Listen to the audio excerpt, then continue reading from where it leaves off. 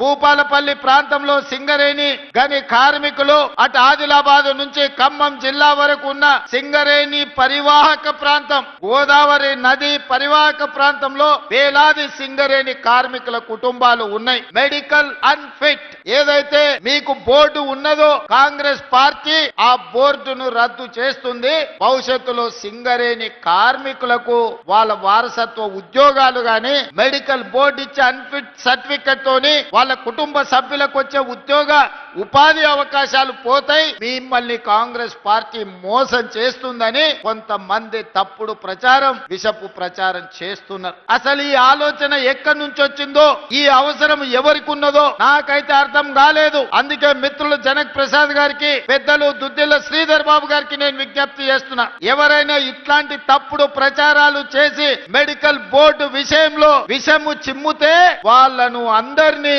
మోకాళ్ళ మీద కూర్చోబెట్టి 4 ఈపుల మీదంగా దెబ్బలేయండి. ఎందుకు అనంటే ఆ ఆలోచననే ప్రభుత్వ పరిశీలనలో లేదు. కార్మికులు కోరుకున్న విధంగా కార్మికులకు మేలు చెయ్యడానికి రాష్ట్ర ప్రభుత్వం ప్రయత్నం చేస్తుంది తప్ప కార్మికులకు నష్టం కలిగించే ఏ నిర్ణయము ఈ ప్రభుత్వం తీసుకోదు.